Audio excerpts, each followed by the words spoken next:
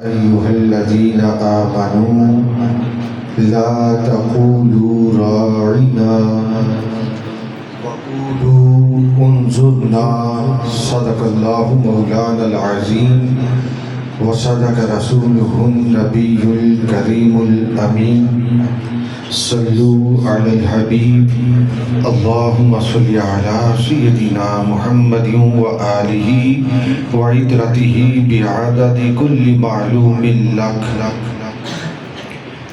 وہ شمع اجالا جس نے کیا تھا 40 برس تک غاروں میں، ایک روز جھلکنے والی تھی سب دنیا کے بازاروں میں. گر ارض و سماع کی محفل لولا کلمہ کا شور نہ ہو، یہ رنگ نہ ہو گلزاروں میں، یہ نور نہ ہو سیاروں میں.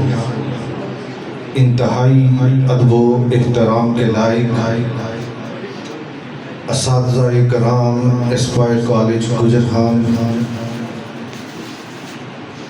جملہ ذمہ داران پاکستان نعت کونسل، معزز مہمانان گرامی قدر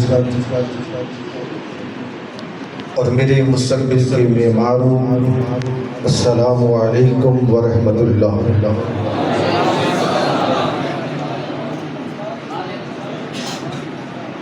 حدیث قدسی ہے، اے بندے ایک تیری چاہت ایک میری چاہت، ہوگا وہی جو میری چاہت ہے.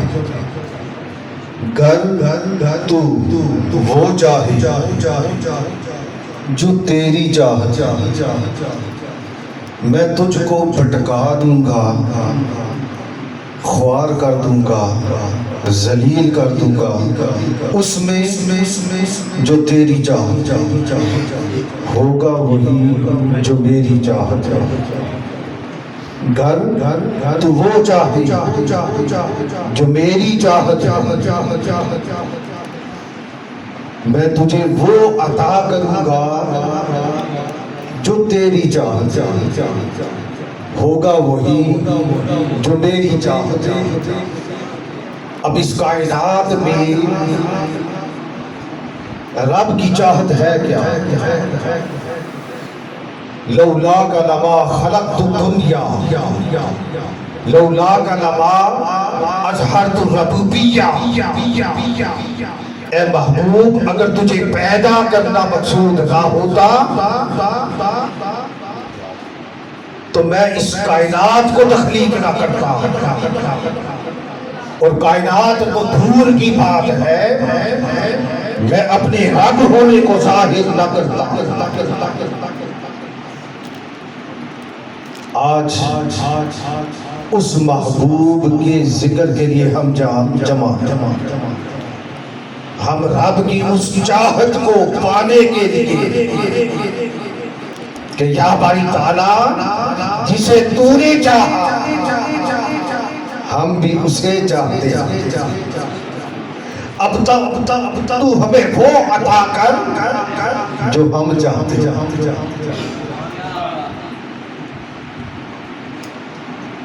اب تم وہ عطا کر دو ہم کو جو ہم چاہتے ہیں.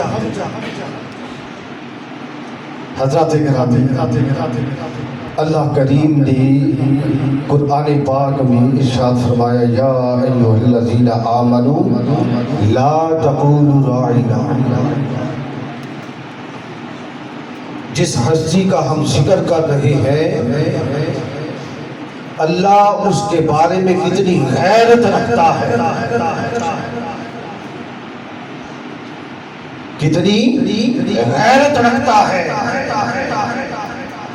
کہ مدینہ کے یہودی ایک لفظ حضور کو کہتے تھے راعنا، رے الف عین نون الف نا، راعنا. اب اس کا اصل ترجمہ تو یہی تھا کہ ہماری طرف توجہ فرمائے. صحابہ جب حضور کو پکارتے تو یا رسول اللہ راعنا، نظر رحمت فرمائی. لیکن یہودی جب اس لفظ کو پکارتے تو وہ کہتے راعینا. کیا کہتے؟ راعینا. حضرت سعد بن معاذ رضی اللہ تعالی عنہ، چونکہ آپ انصاری صحابی تھے اور یہودیوں کے اس طور طریقے سے واقف تھے کہ یہ جو کھینچ کر اس کو پڑھتے ہیں تو اس سے مراد کیا لیتے ہیں. اب اس کا مطلب ٹوٹل چینج ہو گیا. اور وہ مطلب کیا تھا ان کا؟ جب یہودی پکارتے تو کہتے یا رسول اللہ راعینا، اے ہمارے چرواہے ماذ. کیا کہتے؟ اے ہمارے چرواہے. تو رب کی حیرت نے کمانا نہ کیا کہ اتنی سیدھی بے ادبی بارگاہ مصطفیٰ میں ہو جائے. کوئی ایسا لفظ، کوئی ایسا اشارہ کہ جس سے ادب مصطفیٰ میں فرق آ جائے، عظمت مصطفیٰ میں فرق آ جائے، رفعت مصطفیٰ میں فرق آ جائے، شان مصطفیٰ میں فرق آ جائے. تو رب نے صحابہ کو منع فرما دیا کہ آج کے بعد تم یہ لفظ راعینا کہنا چھوڑ دو، بلکہ اس کی جگہ کیا کہنا ہے؟ یا رسول اللہ انظر حالنا وقولوا انظرنا. اے نبی رحمت، ہماری طرف نظر رحمت فرمائیے. حضرت اقبال یہاں پکار اٹھے، یہود و نصارہ کی سازش کو پکڑ لیا. یہ فاقہ کش جو موت سے ڈرتا نہیں ذرا، روح محمد. کیا روح محمد، عشق محمد، محبت مصطفیٰ، ادب مصطفیٰ اس مومن کے سینے سے نکال. یہ فاقہ کش جو موت سے ڈرتا نہیں ذرا، روح محمد اس کے بدن سے نکال دو. اور اس کو اس مقام پر لے جاؤ کہ جس مقام پر ابلیس شیطان ٹھہرا ہے. کہ جب میرے رب نے ہمارے بابا آدم کی تخلیق فرمائی تو رب نے سب کو کہا کہ سجدہ کرو، اسجدوا لآدم فسجد الملائکۃ الا ابلیس. تو سارے ملائکہ وہ سجدے میں گر گئے، ابلیس اکڑ گیا، انکار کر دیا. رب نے پوچھا تو نے سجدہ کیوں نہ کیا؟ تو کہنے لگا خلقتہ من طین وخلقتنی من النار. یہ تو بشر ہے، یہ بشر ہے اور میں آگ سے ہوں، میں بہتر ہوں. وہ ابلیس جو ملائکہ کا سردار ٹھہرا جن ہونے کے باوجود یہ مقام اور مرتبہ ملا تھا، فقط ایک انکار سے، فقط ایک بے ادبی سے. اور وہ بے ادبی کس کی تھی؟